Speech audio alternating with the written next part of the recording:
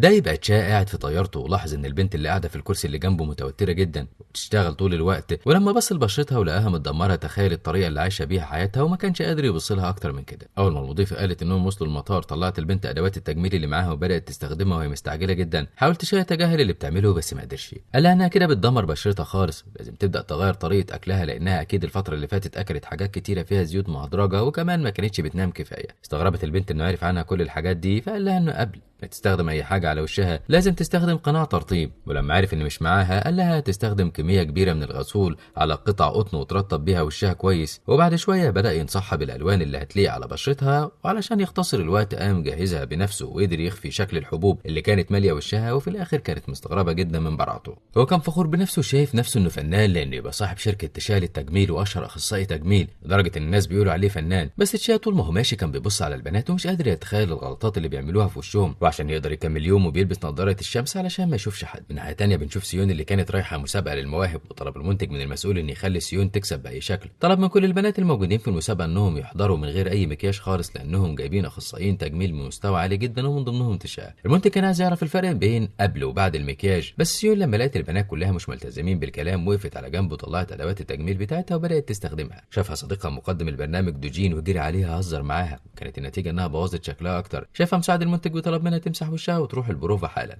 عملت كده، ولما تشا شافها اختار انه يجهزها بنفسه، وبعد ما خلص هي نفسها كانت مبهوره لدرجه انها ما تعرفتش على نفسها، وكل اللي شافها قال عليها انها بقت مختلفه وجميله جدا. هي شافت ده بشكل مختلف وخافت ان الناس ما تتعرفش عليها وهم بيصوتوا لها، وقررت انها ترجع تاني لشكلها الطبيعي ومسحت كل اللي تشا عمله. لما طلعت على المسرح اتفاجئ بشكلها وكان هيتجنن، حتى لما المذيع ساله عن رايه قال له ان شكلهم وحش جدا، ومحدش كان يعرف انه قال كده لان سيون غيرت كل اللي عملوه لها. وفي وقت الاستراحه طلع يجري وراها، خافت وجريت منه، وفي الاخر قال لها انه مش هيخليها تفوز ابدا في المسابقه دي. فعلا فضل قاعد يدعي انها ما تنجحش، لكن تصويت الناس فاجئ الكل وفازت سيون بالمركز الثالث. ما كانتش قادره تصدق نفسها لدرجه انها انهارت من العياط. قرب منها دوجين وقال لها انه فكرها انها تنجح في يوم من الايام. وبعد ما الحفله خلصت اتجمع كل افراد الفريق اللي فازوا في لقاء صحفي، وتشا كان هيتجنن ويدخل لسيون علشان يعاقبها على اللي عملته لانه كان شايف ان مسحها للمكياج اللي عمله اهانه كبيره. فضل يقول ان كتير جدا يتمنوا يبقوا مكانها، بس الامن رفض يخليه يقرب منها وبعده عن المكان خالص. اتصل المنتج بمراسل تبعه وطلب منه ينشر الفيديو اللي كانوا محتفظين بيه، وفعلا المراسل عمل كده، والفيديو كانت بتظهر فيه سيون وهي بتتخانق مع زميلتها جين وواحده تانية كمان. وعمل المنتج نفسه بريء ونادى على سيون وسالها عن الفضيحه اللي الناس كلها كانت بتتفرج عليها دلوقتي. قالت انها اتورطت في المشكله دي لما شافت جين بتتخانق مع واحده، حاولت انها تبعدهم عن بعض فضربوها في النص، لكن المنتج قال لها ان حتى لو دي مش الحقيقه فاللي حصل ده فضيحه، في المقابل لازم تطرد. فضلت ترجى انه ما يعملش كده ويسامحها، لكنه صمم على رايه. كان عامل التمثيليه دي كلها علشان دوجين يمضي معاه عقد، لانه كان شرط دوجين هو ان سيون تفوز. حست سيون ان الدنيا انهارت حواليها وجمعت حاجتها وخرجت. اتصلت بيها والدتها علشان تطمن عليها، فقالت لها سيون انها كويسه وانها موجوده في البيت. اما تشا رجع البيت ونام على طول الليل. حلم الناس كلها بتسخر منه، بيقول على المكياج بتاعه انه وحش، من سيون بتعمل مكياج احلى منه. صحي من النوم وهو متعصب جدا وكان عايز يتواصل معاها علشان يعرف هي ليه عملت كده. والمدير سي جون قال له انها اتطردت من الفرقه بعد التدريب 10 سنين واكيد مش هتقدر تجاوب على اسئله دلوقتي. فعلا كانت بتمر بوقت صعب جدا ومش قادره تواجه الناس، حتى اقرب الناس ليها. افتكرت كل اللحظات الصعبه اللي مرت عليها وهي بتتدرب، وكان عندها امل في النهايه انها تتقبل في الفريق، لكن المره دي قررت انها تنسى حلمها للابد. بعد مرور سنه من اللي حصل اعلنت شركه السيد تشا عن تعيين موظفين جداد، لان معامله المدير كيم مع الموظفين كانت صعبه جدا وكانوا بيستقيلوا طول الوقت. اجتمع تشا مع كيم وسي جون وهم متضايقين جدا من اون اللي بتسرق موظفينهم،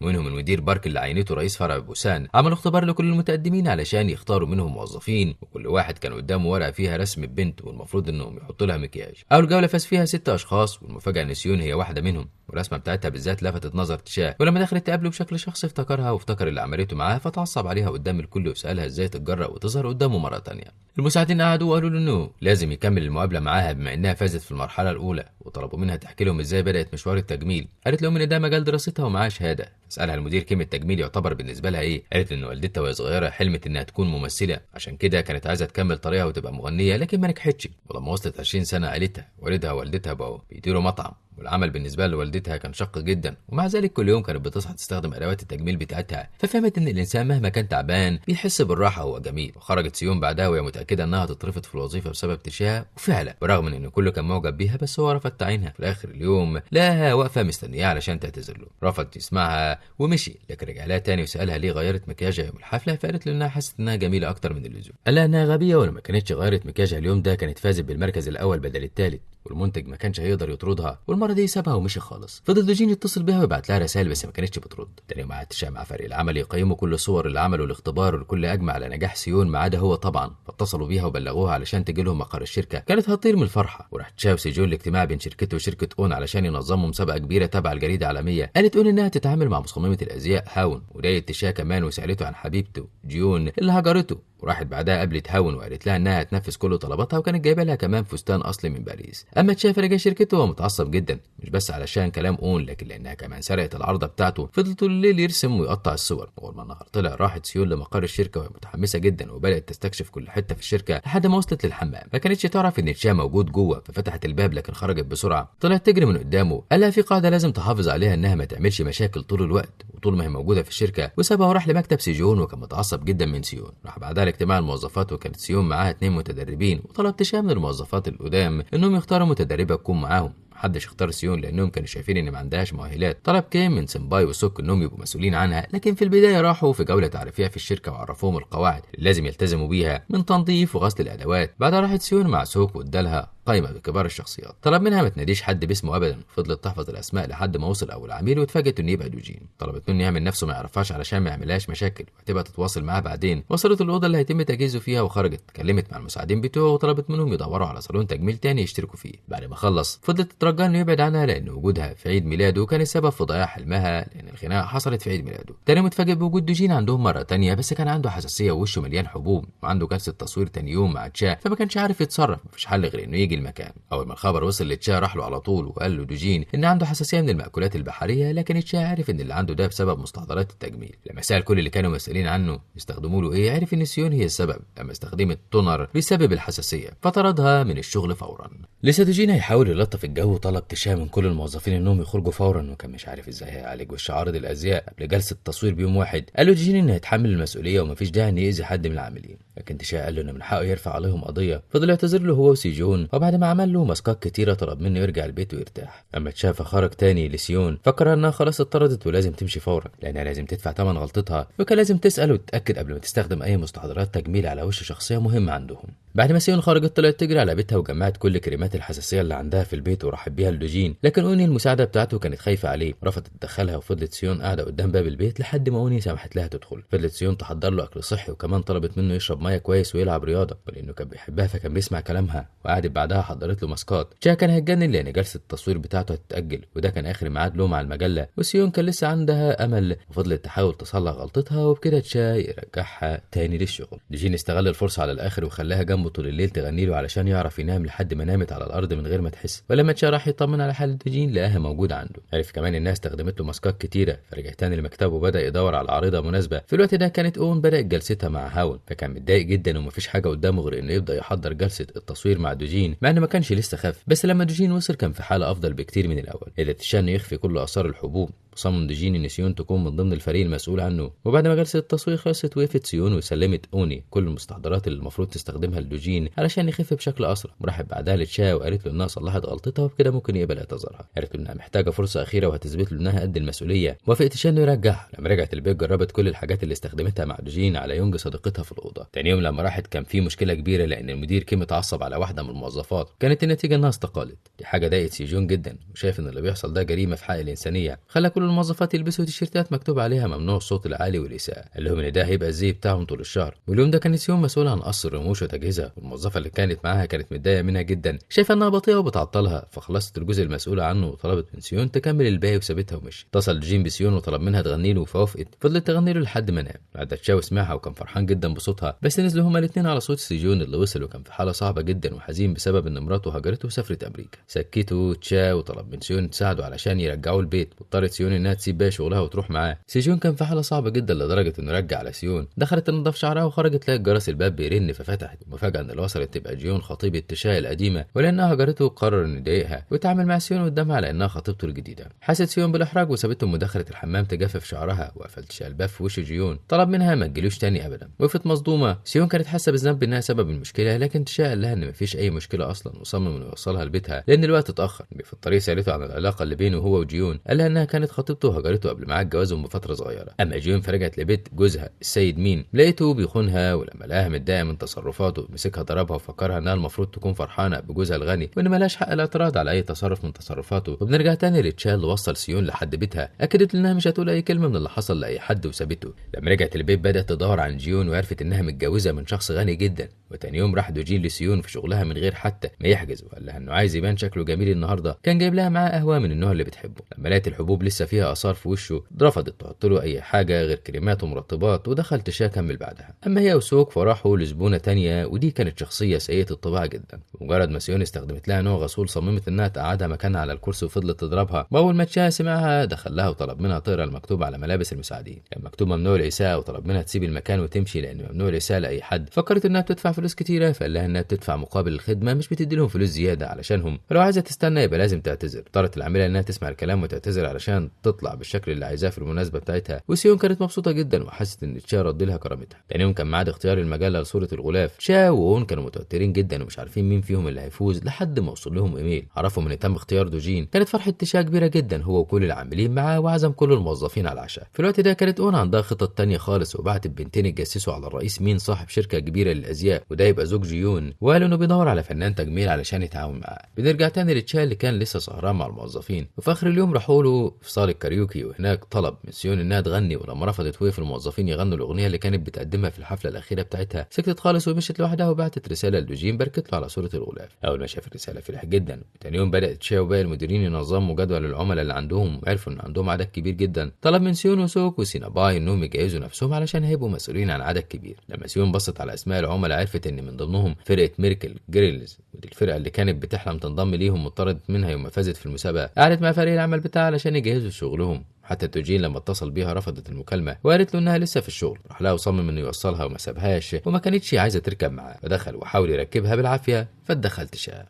طلب انه يرجع البيت علشان ما يأذيش بشرته. وصلت اوني واخدته ومشيت، وادت تشا فلوس لسيون علشان يركب بيها تاكسي لان الوقت متاخر وسابها ومشي. هي كانت في الطريق وشافت صوره نجمات فرقه ميركل جيرلز وكانت حزينه جدا. اتصل بيها دوجين علشان يطمن عليها فتعصبت عليه وطلبت منه ما يحاولش يتصل بيها مره تانية. قفلت معاه المكالمه. رجعت البيت وفضلت تدور على اي طريقه تخليها ما تروحش الشغل بكره، فشربت لبن فاسد. لكن بعدها قالت ان اللي بتعمله ده غلط ولازم تروح. اول ما وصلت كانت متوتره جدا، فقال لها تشا انه هيراقبها بنفسه واي غلطه مش هيسمح بيها. بعد دقايق كان المكان مليان بالفنانين، فقرر سيجون انه يساعد الموظفين. لكن كيم اول ما شاف طريقه الكريم اللي حاططها نادى عليه قدام الكل وفضل يتعصب عليه وقال انه عقاب ليه لازم يروح يشتري وجبات ليهم كلهم. خرج سيجون ومع سيون واشترى كل حاجه طلبوها منه. وفي الطريق اتصلت بسكرتيره في شركه الرئيس مين وعرفت انهم عايزين يتعاونوا معاهم، فقال لها انه هيدرس اقتراحهم. اما سيون فرجعت الشركه ووقفت استقبلت فريق ميركل جيرلز بنفسها ودخلتهم المكان المخصص ليهم. نادى عليها تشا وطلب منها تجهز بشرتهم، فما كانش عندها مشكله وبدات شغلها. لما اعتذروا لها على اللي حصل قالت لهم انها مش زعلانه اصلا لانها بتشتغل في المكان، وبدات تجهز بشرتهم بالغسول والمرطبات. اخر اليوم خلص على خير وكان اداء مشرف للكل. فنادى تشا على كل الموظفين وشكرهم. فدخلت سيون للاوضه اللي كان بيجهز فيها الفرقه وفتحت هديه ادتها لها البنت اللي انضمت مكانها. ولما شافت الهديه انهارت من العياط لانها كانت عباره عن دميه بشكلها وكان مكتوب تحتها اسمها واسم الفرقه. دخل تشا وشاف سيون في الحاله دي، طلب منها ترجع البيت فورا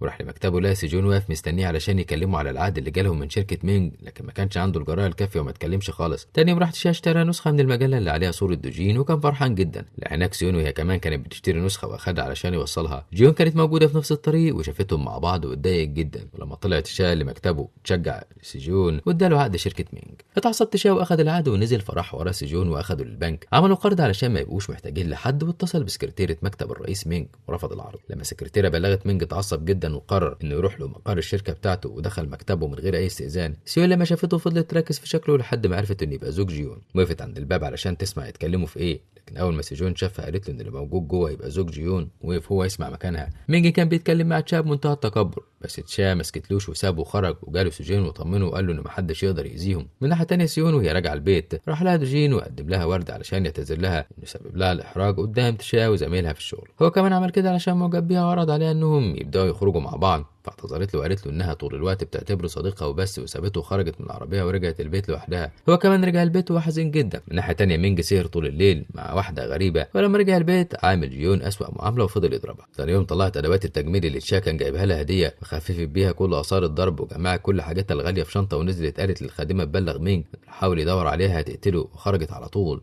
من ناحية تانية بنعرف إن تشا أخد القرض علشان يمول بيه مشروع علمي واشترى آلات للشخص اللي مسؤول عن التجربة. ما كانوش لسه يعرفوا إن جين غير الصالون وراح لعدوتهم أون، وطبعا ده كان بسبب سيون. ولما كان عرف اتضايق جدا، ولما تشا وصل نادى على سيون وسألها لو حصل سوء تفاهم بينهم، فأكدت له إن مفيش أي حاجة بينهم، لكن رجعت تاني وقالت له إنها هتبقى صادقة لأنها هي اللي طلبت من مساعد دوجين إنه يغير الصالون، وإنها مش مرتاحة بوجوده، وإنها تكون متفهمة موقفه لو طردها للسبب ده. قالها إنه مش هيطردها ولا حاجة، وطلب منها ترجع لشغلها لأنه بيعتبر كل الموظفين عيلته، وأهم حاجة عنده إنهم يبقوا مرتاحين. من ناحية تانية راحت جيون لصديقتها القديمة علشان تعيش معاها، وطلبت منها تساعدها ترجع للشغل مرة تانية. فكرتها صديقتها إنها هربت من الشغل بالجواز وقالت إن الشغل ممل، فاعتذرت لها جيون وقالت لها إنها كانت غلطانة وطلبت منها تساعدها. طبعا ميجن كان بيدور عليها في كل مكان، ولما ما عرفش يوصل لها كان متعصب جدا لدرجه انه كسر اوضتها كلها. تاني يوم نادى على السكرتيره وطلب منها تلاقيها باي ثمن وتخلي بالها من انتشار الشائعات. اما سيون كانت قاعده مع زمايلها في الشغل وبيتفرجوا على فيديو يونغ، وقالوا عليها انها بتستخدم مستحضرات التجميل وكانت رخيصه ومش حلوه، وناديتهم زميلتهم لان السيده يون وصلت وسيون ما كانتش تعرف هي مين. قال لها سوك انها رئيسه مجموعه اوسونج اللي بيسموها الاسطوره، لانها استخدمت ال5 مليون اللي ملكها في تكوين الشركه وخلتها شركه عامه لكل المساهمين، تيجي دايما عندهم علشان يعتنوا بشعرها قبل اجتماع اصحاب الاسهم. بالرغم من ان مكياجها دايما بيكون مبالغ فيه ومش حلو خالص، لكن محدش بيقدر يقول لها كده. جا بيكون متضايق جدا لان نفسه في مره يحط لها هو المكياج، فجمع كل الموظفين وقال لهم ان اللي هيقدر يقنعها تعمل كده هيديله مكافاه كبيره. سيون وسوك هم الوحيدين اللي كانوا متحمسين للمسابقه دي وشايفين انهم ممكن ينجحوا في اقناعها. كانت فكره سيون هي انها تحط نفس مكياجها علشان توري لها قد ايه ان شكلها حلو. دخلت قدمت القهوه للسيده يون، وبعدها مسحت مكياجها وبينت لها قد ايه الملامح جميله من غير المكياج التقيل، وقالت لها انه كمان مغطي على ملامحها الحلوه. طلبت منهم يون انهم يخرجوا كلهم، لكن بعدها نادت عليهم علشان تجرب كلامهم. دخلت شا حط لها المكياج بنفسه ودخل حفيدها وقال لها انها بقت جميله جدا، ففرحت يون واخدته في حضنها وقالت ان دي اول مره يوافق يقرب منها لانه كان دايما بيخاف.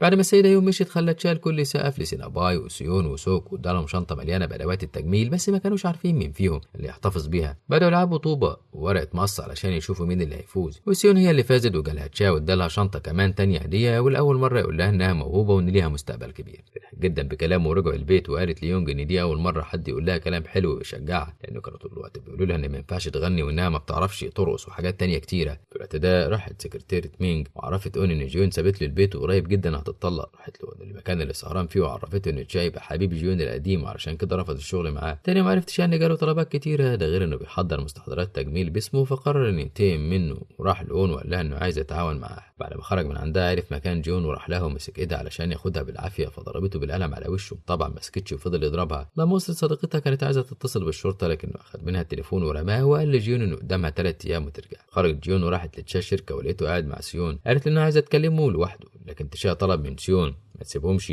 وعشان تهرب من الموقف الصعب ده قالت له انها تغير هدومها علشان يوصلها للبيت. جا رفض يتكلم مع جيون ومسك ايد سيون علشان يخرجوا من الشركه، فوقفت جيون تبص عليهم وهي منهاره من العياط، وشكرت تشا سيون انها مثلت معاه الدور كويس، لكن بعد ما انتبه لملامح جيون عرف انها بتداري اثار الضرب. نزل سيون ورجع لها ولقاها واقفه بتعيط. سالها مين اللي عمل في وشها كده. في اللحظه دي اكتشفت سيون انها نسيت تليفونها في عربيته، فرجعت علشان تاخده ولقيتهم واقفين مع بعض. سمعت جيون وهي بتعتذر له على كل اللي عملته معاه، لكنه بعد عنه وقال لها انها هي اللي سابته من البدايه وركب عربيته وسابها ومشي. قعدت جيون في الارض وهي منهاره، وقررت سيون انها تساعدها، وبدل ما جيون تشكرها اتعصبت عليها. وتشا في الوقت ده كان بيفتكر ازاي انفصلت عنه، وقالت له انها بتحب شخص تاني بقالها 3 شهور وهتتجوزه لانها بتدور على الاحسن ليها، وترجاها تشا ما تعملش كده معاه وتفضل معاه، بس هي قالت له انها خلاص حددت مستقبلها. تاني يوم اتفاجئ تشا بوجود مينج في مكتبه وقال له انه هيندموا على كل حاجه قريب. اتحدى تشا وقال له انه مش بيندم ابدا، وكل الموظفين ما كانوش لسه وصلوا، حتى سيون كانت لسه في بيتها. لما اتكلمت مع زميلتها في السكن عرفت ان سيون حاسه بالغيره وقالت لها الكلام ده. سيون انكرت طبعا. في الوقت ده راح دوجين لأون من بدري جدا وطلب منها انها هي اللي تجهزه بنفسها. ما كانش عاجبه حاجه، فكانت متضايقه جدا، خصوصا بعد ما مشي وصل لها عدد المجله ولقت فيه معظم الاخبار عن تشا، وبصت لصوره قديمه ليها مع تشا وسيجون وكيم واشتقت لعلاقتهم القديمه. لكن بعدها افتكرت اتفاقها مع مينج وقررت انها تساعده علشان يدمر تشا وتخلص منه. اما دوجين فقرر انه يروح يتكلم مع سيون ويحاول يلفت نظرها ليه مره تانية، وراحت معاه اوني. ولما قعدت مع تشا حست انها معجبه بيه وبدات تفوق لنفسها، لحد ما دوجين دخل وقال لتشا انه ما قدرش يبعد عنهم اكتر من كده، ودخل الاوضه مع سوك علشان يبدا يجهز. جالكم ورحب بيه بنفسه وسابه مع سيون وسيمباي علشان يجهزوه، لكن سيون طلبت منهم يسيبوهم لوحدهم، واتفاجئت لما دوجين بدا يتعامل معاها انها صديقته وبس. ودي كانت نصيحه اوني ليه بانه يسيب لسيون فرصه تعجب بيه براحتها. في الوقت ده كانت جيون قاعده مع هوجين وحكت لها ازاي اتعرفت على مينج، وكانت فاكراه طوق النجاه، وقررت انها تستغنى عن كل حاجه علشانه، لكن طلع في الاخر اسوأ انسان ممكن تعرفه. اما تشاف لاحظ ان سيون بتعامله بطريقه غريبه جدا، وبدا يدور عليها في اخر اليوم لكن ما لقاهاش. ولما رن على تليفونها لقاها ناسيه تليفونها، واكتشف انها مسجلاه شين قاف، ما كانش فاهم يعني ايه، فدخل سال باقي الموظفين وكلهم كلهم في صوت واحد قالوا ان معنى شين قاف شخصيه قمامه، فاتصدم وطلب منهم يرجعوا لشغلهم فورا. اما سيون فكانت بتقابل جيون وهي اللي طلبت منها تقابلها، واكدت لها ان مفيش حاجه بينها هي وتشاو ومفيش داعي انها تقلق منها ابدا، وسالتها ليه بتحاول تقرب من تشاو مع انها متجوزه. رفضت جيون ترد عليها وطلبت منها ترجع شغلها علشان ما تتاخرش، وفعلا رجعت سيون. اول ما تشاف طلب منها تغير اللقب اللي مسجلاه بيه فورا، ما كانتش فاهمه كلامه لحد ما شافت تليفونها وعرفت انه اتصل بيها، واكيد قرا الاسم اللي مسجلاه بيه. تشا مشي وهو مستعجل لانه كان بيتدرب على العرض التقديمي اللي هيقدمه عن مستحضرات التجميل اللي صنعها باسم شركته، وكان هو وسجون فرحانين جدا ان اخيرا الماركه التجاريه بتاعتهم هتظهر للنور. تاني يوم طلب من سيون تتدرب بشكل خاص على رسمه، ووفي يعلمها ازاي تعمل مكياج مثالي، وادالها كمان عينات مجانيه من المنتج بتاعه، واعتذر لها انه نزلها من العربيه علشان يرجع لجيون. رجعت البيت وجربت مستحضرات التجميل الجديده وكانت مبهوره بيها جدا. تاني يوم خرجت مع بونج علشان تختار معاها الزي اللي هتظهر بيه في الفيديو الجديد، ورجعوا البيت وعملوا الفيديو وكسبوا تعليقات كتيره جدا. اما تشافا كان بيضي يوم اجازته في التدريب على المؤتمر اللي هيحضره، ولاحظ ان في جار جديد انتقل للشقه اللي جنبه، وفي اخر اليوم اكتشف ان الجار ده يبقى جيون اللي راحت له علشان تحتفل معاه، فقفل الباب في وشها ورفض يدخلها. تاني يوم في الشركه لقى كيم داخل لهم وهو مصدوم، وقال لتشا ان شركه مينج عملوا حفل اطلاق ماركه مستحضرات تجميل جديده باسمهم، والعبوات مطابقه لعبواتهم وحتى التركيبه كانت واحده. حس تشا انه خلاص بينهار وخسر كل حاجه، وما كانش فاهم ازاي التركيبه السريه بتاعته اتسربت بالشكل ده حتى بشكل العبوات، مع ان لسه محدش اخد منها اي عينه غير سيون وبس. اول حاجه جت في بال تشا انه يروح هو وسجون للمعمل اللي بيتم فيه تصنيع المنتجات، لقوا المكان مقفول فكسروا الباب ودخلوا، ما لقوش بني ادم موجود في المكان. راحوا اتكلموا مع المحامي وقال لهم انه ممكن يرفعوا قضيه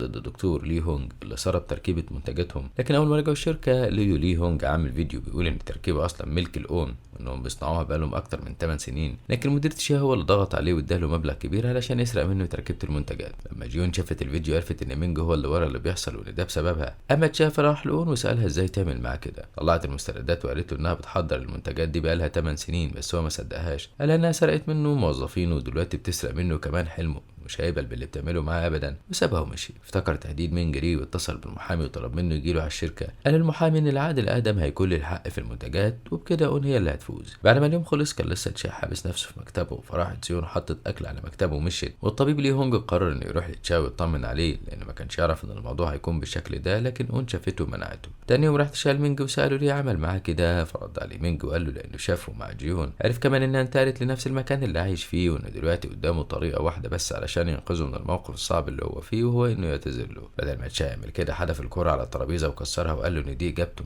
سابه وراح لمراسل ثقة علشان يتكلم معاه، طلب منه المساعدة. ولما رجع الشركة اكتشف ان الوضع بقى أسوأ بكتير، لان كل العملاء بدأوا يلغوا تعاقدهم معاه على عكس دوجين اللي صمم انه يروح له اليوم ده ويتعامل بشكل طبيعي. طمن سيون بقى بان تشا عمره ما هيتهزم ابدا، وتشا اصلا ما كانش موجود لانه كان بيحاول يلاقي اي طريقه يوصل بيها للي هونج. فبلغوا سيجون انه ساب البلد وسافر. كانت تشا في وضع صعب جدا في الوقت ده، كانت بتحتفل، فقال لها انه عايز يتعامل مع تشا وعايزها تساعده في الموضوع ده. رجع البيت لقيت تشا واقف عند الباب وركع في الارض قدامها علشان تعرفه مكان لي هونج، فرفضت. قالت له انه لازم يتحمل نتيجه اخطائه وسابته ومشيت. تاني يوم مينج كان سعيد جدا بالاخبار دي. فجاه لقى جيون داخله عليه مكتبه من غير اي استئذان، وترجته ما يعملش كده مع تشا، وقالت له انها مستعده تعمل له اي حاجه وعايزه وعمرها ما تطلب منه الطلاق. تاني يوم جمع تشا كل الموظفين وعرفهم ان الشركه هتقفل وهتفتح فرع جديد، اكيد هيحتاج موظفين وممكن يقدموا هناك، وطبعا ده كان اتفاقه معاها بعد ما رفضت تعرفه مكان لي هونج. وفي تشا سلم كل الموظفين ملفاتهم وكانوا منهارين من العياط. لكن قبل ما سيون تمشي طلبت منه يسمح لها تفضل معاه لانها مؤمنه انه هيقدر ينجح حتى لو في محل صغير، وهي مش عايزه تسيبه ابدا. رفض وقال لها ان دي الطريقه الوحيده علشان تحقق حلمها، وخلى كل المديرين كمان يروحوا، وكل اضطر انه يوافق ما عدا سيجون اللي قال له انه اكيد هيلاقي طريقه يحل بيها المشكله. اما دوجين فراح لسيون من اول ما شافته، فضلت تعيط وقالت له انها مش عارفه ليه مش قادره تنجح في اي مكان تكون موجوده فيه. فضل دوجين واقف جنبها يهون عليها وتعاطف معاها، لدرجه انه قرر ان شرط تجديد عقده هيكون ترسيم سيون في الفرقه الموسيقيه اللي حلمت بيها كتير. تاني يوم راحت سيون مع باقي الموظفين والمديرين لشركه اون، وبعد دقايق قليله وصل دوجين وحاول بكل الطرق علشان يخلي سيون تضحك. اما تشا راح لقبر والدته وافتكر اليوم اللي راحت فيه اخدته من المدرسه. قعدت قبلها وقت طويل جدا تحط مكياج علشان تداري اثار التعب اللي باين عليها. وقتها قرر انه يكبر بسرعه علشان يبقى غني ويقدر يدفع لها مصاريف علاجها. حالتها سايب بسرعه، ولما طلب من اون انها تساعده بتكاليف العمليه رفضت. مع ذلك ما سابش الشغل عندها مع انه كان لسه متدرب بسيط تحت ايدها، وقرر انه يبقى افضل منها ويهزمها. بس اللي حصل انها هزمته في النهايه. فضلت تشا يعيط وكان حزين جدا. في اخر اليوم راحت لسيون بيته بس ما كانش بيفتح الباب. فضلت تتصل بيه كتير فسمعت صوت التليفون وبدات تقلق. خرجت جيون على صوتها وطلع الحارس فتح لهم الباب ولقوه نايم ومش بيصحى. اتصلوا في الوقت ده بالاسعاف، ومنعت سيون جيون من انها تروح معاهم، وقالت لها ان كل اللي هو فيه بسببها ومش لازم تورطوا معاها اكتر من كده، ووعدتها انها هتتصل بيها وتطمنها. راحت معاهم وقالت لهم انه اخد حبوب منومه اكتر من 50 قرص، وطبعا دي كانت حاجه خطيره جدا. وقت دفع الفاتوره اكتشفت ان مش معاها فلوس كفايه وما كانش في حد يساعدها. اتصلت بجيون وطلبت منها جزء من الفلوس، فاتفاجئت بيها، بعت لها مبلغ كبير جدا. ورجعت سيون قعدت جنب تشا لحد ما فاق، وسالته ازاي يحاول يقتل نفسه. ما كانتش مدياله فرصه يبرر موقفه لحد ما اتعصب عليها وسكتها، وقال لها انه اخد الحبوب علشان ينام بس مش اكتر، وانه اخد حبيتين، يعني ما كانش فيه داعي لكل اللي هي عملته. فعلا وصل الطبيب وطلب منها تهدى، واول ما تشا رجع البيت لقى جيون موجوده وقلقانه عليه جدا، فتجاهلها وسابها ودخل لاوضته، لكنها راحت وراه وقال لها ان لازم تفكر في نفسها لان خلاص هينتقل من البيت ويروح لمكان تاني. طلب منها تسيبه وتخرج لانه تعبان وعايز يرتاح، فخرجت من الاوضه وهي محرجه جدا. دخلت اخدت كل الحبوب المنومه اللي موجوده عند تشا، وكانت عايزه تفضل معاه علشان تطمن انه هيبقى بخير، واكد لها انه هينام على طول. سابته وخرجت، لكن هو ما نامش فعلا، وقام بعت ايميل لشركه اجنبيه. ما كانش متخيل ابدا ان الرد هيجيله بالشكل السريع ده. تواصلت معاه صاحبه الشركه وطلبت منه يجي نيويورك، وهيكون فنان التجميل الرئيسي ومسؤول عن كل جلسات تصوير الشركه، بس في شرط واحد انه يخفي هويته، يعني كل الشغل اللي هيطلع منه مش هيكون باسمه لكن باسم تاني مستعار. سابته يفكر وقفلت معاه المكالمه، فبدا يعرض كل حاجته للبيع ومنهم مقر الشركه. فاجئ بوجود مينج عايز يشتري منه المبنى، وكان بيتعامل معاه بتكبر. رفض انه يبيع له اي حاجه، وطلب منه ما يحاولش يشوفه مره تانية، والافضل انه يسيب جيون في حالها، وسابه ونزل. اتضايق مينج جدا من كلامه، وعرف سجون ان في عرض عمل ليه في امريكا،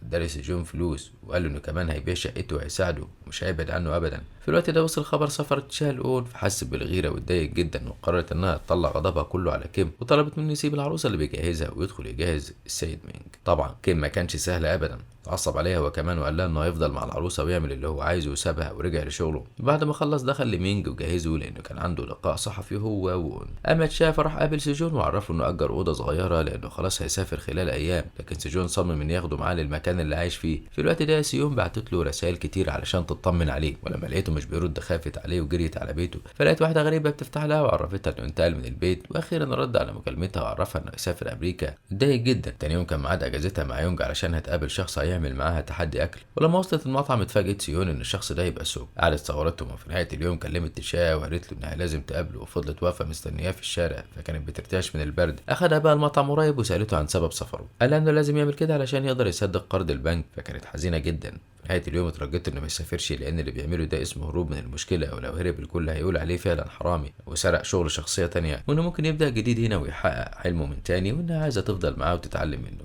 قالت له انه لازم يوعدها الاول انه مش هيسافر، وبعدها نامت على طول. اضطر انه يشيلها علشان يرجعها بيتها، بس حتى ما كانش يعرف مكان بيتها. حاول يفوقها وبالصدفه عدت يونج وعرفته مكان البيت، وصلها لهناك وسابها تنام في سريرها ونزل. وتاني يوم بعتت له رساله اعتذرت له على تعبه معاها. قعدت يفتكر كل الذكريات في مجال التجميل، وكان خلاص هيوقع العقد. اتصلت بيه سيون وطلبت منه يقابلها علشان يرد لها تكاليف المستشفى اللي دفعتها له، ولما قابلها وادالها الفلوس رفضت تاخدها، وقالت له انها عايزه تقابله علشان بس تعرف اذا كان هيسافر ولا لا. قال انه اقتنع بكلامها ومش هيسافر. في الوقت ده بقى كانت جون هي كمان بتفكر تبدا من جديد، وعملت بس مباشر، فجالها عروض اعلانات وافلام كتيره. واول ما مينج عرف راح لها البيت وطلب منها تسامحه وترجع معاه وهيعوضها عن كل اللي فات. ادالها عقد بكل الكلام ده وقال لها انه مش عايز يطلقها، ونزل من عندها واتصل بالناس اللي عرضوا عليها الافلام والاعلانات وطلب منهم يلغوا كل حاجه. بنرجع تاني لتشا اللي بلغ سجون انه مش هيسافر، وعرفه سجون انه بيشتغل دلوقتي عند واحد قريب وعنده مجموعه محلات والمسؤول عن حسابها. فضل يعتذر لتشا انه مش قادر يساعدها بالشكل الكافي، وخرج بعدها يدور على مكان مناسب علشان يقدره. اتصلت بسيون وعرفته انها استقالت وجايه علشان تساعده. فعلا بقى راحت له على طول واخدته وراحت لمستثمره عقاريه، لكن اكتشفت ان المبلغ المطلوب كبير جدا. اخدت سيون تشا وقالت له انهم بيدوروا في مكان غلط، وانهم المفروض يدوروا في حي تاني ارخص شويه. واتصلت بيونج وقابلتها لانها تعرف الحي كويس وهتساعدهم بمكان مناسب. اخدته من مكان متدمر، لكن سيون وقفت شجعته وقالت له ان الناس هتجيله في اي مكان. فتشجع فعلا تشا وقرر انه يمضي العقد. وواقف في الشارع سمع واحده رايحه تقابل خطيبها اللي انفصل عنها، كانت عماله تعيط، فنصحها انها تروح له وهي في اجمل حال. دخل حط لها مكياج بنفسه، وفعلا كان شكلها يشبه نجوم السينما. رفض ياخد منها اي فلوس وقال لها ممكن تجيله هي واصحابها لما يفتح المكان. كان قاصد يعمل كده علشان تبقى دعايه ليه. الناحيه التانيه اتصل لجين بسيون وعرفها ان ده عيد ميلاده، فراحت له البيت ومعاها هديه. كان محضر لها مفاجاه، وهي انه مضى عقد مع شركه جديده وشرط عليهم انهم يعملوا لها هي كمان عقد وتبقى مغنيه رسميه. قال لها انه كان عايز يساعدها ويخليها تحقق حلمها، بس هي فهمته انها تخلت عن حلمها وبانت حلم جديد. ولما قال لها انه معجب بيها اعترفت له انها معجبه بتشا وعايزه يكون جنبه، وانها حتى لسه ما عرفتوش حقيقه مشاعرها ناحيته، وسابته وخرجت. تاني يوم بدات تجهز المكان مع تشا وكيم، ومن غير ما يعرف اي حاجه قرر انه يستقيل من شركة اون، وقال انه كان غلطان من البداية انه وافق ينضم لها، خصوصا ان اون اشترت مقر شركة تشا وخلتهم يشتغلوا هناك، فكان الوضع صعب جدا على كل الموظفين. بعد شوية لقوا رسالة من تشا نشرها وقال انه هيبدأ من جديد في مكان صغير مش معروف، لانه ما عملش اي حاجة غلط وبيتمنى انه يكسب ثقتهم من جديد. قعد بعدها مع سيون يختار اسم المحل الجديد. اقترحت عليه انهم يسموه المكان باسمه لانهم هيحطوا لمسة الجمال على اي شخص يزورهم، والفكرة عجبت تشا جدا وقال لها ان ده اسم جميل. اما اون اول ما عرفت انه ما سافرش لامريكا فرحت جدا، وفرحت اكتر لما عرفت انه فتح في مكان فقير جدا. بس سوك وسيمباي بعد ما قروا الرسالة قرروا انهم يروحوا لتشا وينضموا لفريقه، واتفاجئوا بكيم واقف قدام الباب وهما التلاتة دخلوا له. حاول تشا يفهمهم انه مش هيقدر يدفع رواتبهم وهما ما كانش عندهم اي مشكله، وبداوا يساعدوا بباقي التجهيزات. بعد شويه جالهم سجون وكان معاه وجبات للكل، وشكرهم تشا على وقفتهم جنبه. جالهم بعدها اول زبونه، لكن اول ما سمعت الاسعار سابتهم ومشيت. حتى لما وصلت واحده من الزباين القدام دخل واحد من الجيران واتخانق معاه وقال لها انه ما ينفعش تركب في المكان اللي واقفه فيه. اضطرت انها تاخد عربيتها وتمشي. بس بعد شويه جات لهم زبونه تانية وطلبت منهم يختاروا كل حاجه على حسب ذوقهم. كانوا فاكرينها موافقة على الأسعار وفرحانة جدا، بس لما جه وقت الحساب قالت لهم إنها افتكرت إن الحساب هيكون $70 لأن محدش يقدر يدفع $700. ما اكتفتش بكده، دي اتخانقت معاهم كمان، وبدأت شاي يحس بالإحباط، فطلب من سيون إنها تاخد سوك وسيمباي ويجيبوا أكل. وما في شارع فكروا إن سيون ممكن تكلم دوجين وتطلب منه إنه يجي المحل وكده هيساعدهم لأنه يدفع بشكل طبيعي من غير ما يحس إن السعر مبالغ فيه. ولما رجعت البيت يونج كمان نصحتها انها تكلمه. اتشجعت واتصلت بيه وعرفته ان تشا فتح محل وممكن يزورهم فيه، بس افتكر لما قالت له انها معجبه بيه ورفض يروح. بس بعد ما هي اتصل بيها وعرف العنوان، وفعلا تاني يوم راح لهم وادى سيون تذاكر افتتاح الفيلم بتاعه وطلب منها تحضر معاه. وبعد ما مشي وصلت اون، وطبعا كانت جايه علشان تشمت في تشا، قال لها انه محتاج يثبت نفسه بالشكل ده مش اكتر. وزارت جيون بعد كده وحاولت تنصحها انها ترجع لجوزها، طردتها جيون. وبنرجع تاني لتشا وباقي العاملين اللي فضلوا من غير ولا عميل واحد طول اليوم. وسيون قبل ما ترجع البيت قالت لتشا في الوقت ده بقى انها هتعمل مكياج لصديقتها وعايزه تاخد رايه، فقعد علمها الالوان المناسبه اللي ممكن تختارها لها. تاني يوم وقفت 3 موظفين وقالوا اقتراحات علشان يجيبوا بيها زباين. وبعد شويه لقيوا جيون وصلت وطلبت من تشا انه يجهزها لمقابله عمل لان عندها تصوير اعلان مهم. تشا رفض انه يقرب منها، لكن سيون قالت له انه من يوم ما فتحوا ما جالهمش زباين خالص، وممكن عن طريقها الكل يعرف انه فتح مكان جديد. اقتنع بكلامهم ورجع لها، وبعد ما خلصت مكياجها راحت سيون وراها وردت لها الفلوس اللي كانت واخداها منها الفاتوره للمستشفى، ورجعت تنظف المكان. قالت له سيون انها جميله جدا، فرد على تشا وقال لها ان هي كمان جميله جدا واخدها علشان يوصلها للبيت. ولما رجعت فضلت تفكر في كلامه وكانت فرحانه جدا. دلوقتي بقى كان دوجين قاعد معاه المنتج بتاعه وعرفه انه مدمر مستقبل سيون علشان يحميه، وما عندوش مانع انه يطرده ويدمره هو كمان لو عرف انه بيخونه. ودوجين ما كانش فاهم يقصد ايه. عرف المنتج ان هو اللي بعت فيديو الخناقه للمراسل، وده علشان يحميه، لان الصحفي كان مصمم ينشر عنه كل فضايحه بانه بيقابل 4 بنات في نفس الوقت. اتفق معاه انه يديله صحفي تاني بس ينسى موضوع دوجين خالص. زعل دوجين من نفسه وخرج وهو متضايق جدا وحمل نفسه مسؤوليه ضياع مستقبلها. ولما رجع البيت كان في حاله صعبه جدا، وهنا اعتذرت له وقالت له انها ما كانتش تعرف حاجه عن الموضوع قبل كده. قال لها ان سيون عاشت فتره كبيره حزينه بسبب ضياع حلمها، ما كانش يعرف انه المسؤول عن كل ده، وفضلت اوني جنبه تهون عليه. اما سيون في الوقت ده كانت بتتفرج على البث المباشر اللي يونج بتقدمه. تشا كمان كان متابع وقال لها على الملاحظات اللي المفروض انها تعدلها في مكياجها. تاني يوم راح المحل، عرف ان مفيش غير حجز واحد بس. وبعد شويه دخلت واحده مريضه مع جوزها، فافتكر تشا والدته اللي كانت بتعاني من نفس المرض، وسال البنت ايه المناسبه اللي عندها. قالت انها عايزه تتصور صور زفافها لانها ما عملتش فرح قبل كده. بدأت تشا يجهزها وخفى كل اثار المرض من وشها، كانت فرحانه جدا. بعد شويه جهز شعرها كمان وقال لها جوزها انها جميله جدا، وصمم تشا انه يجهز جوزها كمان. قالوا ان تكاليف هديه من الصالون. طفز بصورتهم وبدا يفكر في طريقه يخفض بيها اسعار الصالون علشان كل الناس تقدر تجيله، مش بس اللي عندهم مناسبات لكن كمان للمواعيد اليوميه العاديه. قالت سيون ان في فكره كمان، هي ممكن يعملوا جلسات تعليميه للبنات يعلموهم ازاي يستخدموا المكياج اللي معاهم. وكان الكل متحمس جدا، والعامله جات لهم هي يونج علشان يجهزوها قبل البث المباشر بتاعها. اقترحت تشا انهم يعملوا لها مكياج حفل زفاف. فعلا بدأوا يجهزوها، وانتهز تشا الفرصة علشان يتدرب عليها، وكمان في نفس الوقت يدرب عليها المساعدين. وكمان كان عايز لما تبان في البث الكل يسألها مين اللي عمل لها المكياج، يعني دعاية ببلاش. صوروا كيم كمان وهو بيجهزها في البث وعلمها ازاي تستخدم ادوات التجميل بشكل يناسبها. تاني يوم راحت سيون لحفلة دوجين، وكان باين عليه انه حزين طول الوقت. في نهاية الحفلة قرر انه يعرف الناس حقيقته، يعني شركة الانتاج اللي طلبت منه يبان بريء، لكن هو مش كده خالص. البنت اللي اتطردت من مسابقة الغنى من 10 سنين دي تبقى صديقته الوحيدة في كوريا، واتطردت بسببه. حكى القصة كلها وكان منهار من العياط، وفضل يعتذر لسيون ولكل الموجودين. الحفلة كانت بتتصور وكل شاف اعترافه. سيون بعد ما سمع كل حاجة راحت للمنتج وهي بتعيط، وقالت له انها بتتمنى انه يحس بالياس اللي حس بيه من الحفلة، وسابته ومشيت. دخل المنتج لدوجين وكان عايز يضربه، بس اوني منعته. بيعددوا المنتج بانه هيدمر مستقبله. وتشا بعد ما اتفرج على الفيديو خرج يدور على سيون لانه كان خايف تعمل حاجة في نفسها، بس ما عرفش يوصل لها لانها حتى ما كانتش بترد على اي مكالمات. تاني يوم عرف عنوان مطعم والدها ووالدتها وراح سأل عليها هناك. ولما عرف انها مش موجوده ما حبش يقلقهم وقال لهم انه كان معدي بالصدفه فحب يدخل ياكل، وخرج من عندهم وبدا يدور عليها تاني لحد ما لقاها واقفه على الكوبري فطلع يجري عليها. قال انها رائعه والمفروض تكون حاسه بنفسها لانها ما خسرتش غير بالمؤامرات القذره، وفضل معاها طول اليوم وعرضت عليه انه يتعرف على والدها ووالدتها وتاني يوم يروحوا الشغل مع بعض. اول ما قربوا من المطعم شاف دوجين واقف مستخبي وكان حاسس انه مكسوف منها واخدها المكان بعيد وفضل يعتذر لها على اللي حصل واكد لها انه ما كانش يعرف اي حاجه. ولما نزلت وقف مع تشا وقال له انه بيحبها وانه ما عندوش استعداد يتخلى عنها. ساله ان كان هو كمان بيحبها فما جاوبش تشا ونزل مع سيون وراح المطعم عند عيلتها. بس هما كانوا خلاص قفلوا المطعم، خرجوا كلهم يتعشوا في مطعم تاني. وتشا كان متضايق جدا من مكياج والدتها بس ما قدرش يتكلم لحد ما تشجع عرض عليها انها تسمح له يحط لها مكياجها بنفسه. طبعا النتيجه النهائيه عجبتها جدا، وقبل ما سيون تمشي وقف والدها وادالها فلوس علشان يشتروا بيها وجبات في الطريق واعتذر لها انه مش قادر يقدم لها حاجات كتيره. اخد تشا سيون وصلها لحد بيتها، ولما وصلت لقت يونج قلقانه عليها جدا واخدتها في حضنها من كتر فرحتها برجوعها بالسلامه. اتصلت بعدها بدوجين علشان تطمن عليه وتاني يوم راحت لشغلها. لاول مره من فتره كبيره يكون اليوم كله محجوز، بس معظم الزبائن كانوا عاديين يعني هيدفعوا مبالغ قليله. وصلت جيون وهي كمان طلبت من تشا انه يجهزها لان عندها مقابله تلفزيونيه واتكلمت عنه كتير في المقابله وقالت انه افضل فنان تجميل. في نهايه اليوم كان تشا وكل اللي بيشتغلوا معاه تعبانين جدا. المفروض ان القواعد بتقول ان اصغر حد هو اللي ينظف، وقفت سيون تنظف لكنه طلب من الكل انهم يتعاونوا علشان يرجعوا لبيتهم بدري. بس جون حس وقتها ان في حاجه بينه هو وسيون. اما مينجا فرح لجيون وركع على رجله قدامها وفضل يعتذر لها علشان توافق ترجع له. الناحيه الثانيه المنتج راح لسيون وقال لها انه طرد دوجين وادالها عقد وطلب منها تنضم لفرقه ميراكل جيرلز، ولما رفضت بدا يعملها بعنف وقال لها انه ممكن يرفع عليها قضيه ويسجنها هي وعيلتها كلها. في اللحظه دي وصل تشا وضربه وطلب منه يمشي قبل ما يطلب له الشرطه وفعلا مشي. المنتج هو بيقول لسيون ان لازم تفكر في العقد للدوله، لكن تشا قال ان المنتج مجرد حساله ومش لازم تساعده ابدا، ده لازم تفضحه قدام الصحافه. صممت سيون تدخله معاها علشان تعالج ايده من اثار الضرب وقال لها ان الناس كلها بتشجعها دلوقتي وممكن تستغل الفرصه واكيد هتنجح. قالت له ان حلمها دلوقتي انها تبقى خبيره تجميل. بعد ما مشي من عندها راح لدوجين وهو بيتكلم معاه. لا بقى سيون في الوقت ده بتتصل بيه وبتغني له فحس بالغيره واتضايق جدا. تاني يوم وهو في الشغل كان متعصب جدا وقال لها ان المفروض ما تغنيش لحد خالص. وخارج مع سجون لقى مينجو قدامهم وطلب منه انه يتكلم مع تشا لوحده وهدده بانه يدمره لانه السبب في خسارته لجيون. ولسه تشا هيمشي وقفه مينج.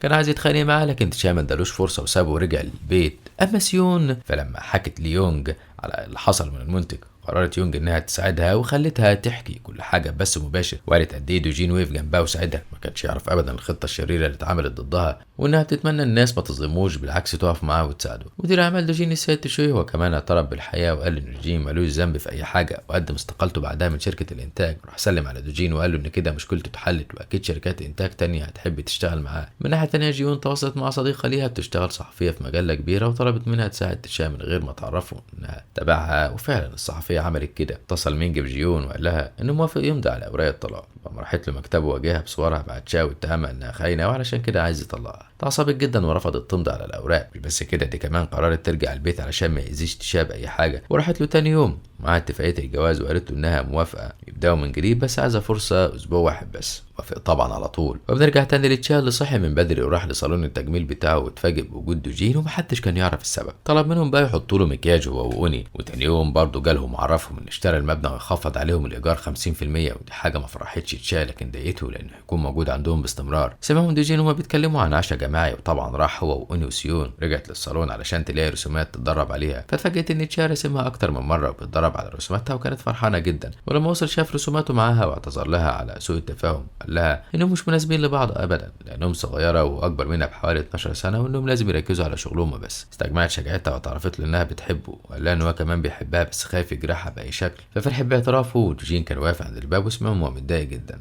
لما رجع البيت وهو حزين بالشكل ده افتكرت اوني ان يتخانق مع سيون فرفض يرد عليها وسابها ودخل اوضته. اما تشاف اخد سيون وصلها لحد البيت واعتذر لها انه سابها هي اللي تعترف بحبها الاول. وسيون لما دخلت كانت حاسه انها بتحلم من كتر السعاده اللي حاسه بيها. وتاني يوم لما صحت لقت يونج بتقول لها ان بقى ليها معجبين كتير والكل بيشجعها وبيطلب منها تستمر في عمل برنامج على الانترنت. وراحت سيون على الصالون والكل لاحظ ان هي وتشا مش مركزين خالص. من ناحيه تانيه كانت جيون في زياره لاخت مينج وطلبت منها تساعدها في الطلاق وفي المقابل هتساعدها انها تسترد كل املاك مينج اللي استولى عليها. طبعا اخت مين وافقت وراحت له وهددته بصور فاتحه ليه وسابته يفكر لمده يوم. في نهايه اليوم بنرجع تاني لسيون اللي وهي خارجه من الشغل بيجي لها مدير اعمال صاحبه شركه انتاج كبيره خدها علشان تقابلها. هناك عرضت عليها عقد عمل فيه امتيازات كتيره، فاعتذرت لها سيون وسابتها لانها خلاص ما بقتش بتفكر في الغنى. بس لما رجعت البيت حكت ليونج قالت لها انها غلطانه لان دي فرصه ما تتسابش. تاني يوم جت والدتها ووالدها علشان يتكلموا معاها لان المنتجه اتصلت بيهم وكانوا شايفين انها لازم توافق على العرض وتحقق حلمها. سابتهم وخرجت واتصلت بدوجين علشان يقابلها، فراح لها على طول واكد لها انهم هيفضلوا اصدقاء وعلاقتهم مش هتنتهي بسهوله زي ما هي فاكره. فرحت جدا بكلامه. شاف الوقت ده كان قاعد مع سجون واعترف له بحقيقه علاقته ومشاعره ناحيه سيون وطلب منه يخلي الموضوع سر. تاني يوم وهو رايح الصالون لقى والدها ووالدتها واقفين مستنيين وحكوا له على العقد اللي وصل لسيون وقالوا له انها فرصه ما ينفعش تسيبها، يعني ده حلمها من وقت ما كانت طفله. وعدهم انه هيتكلم معاها.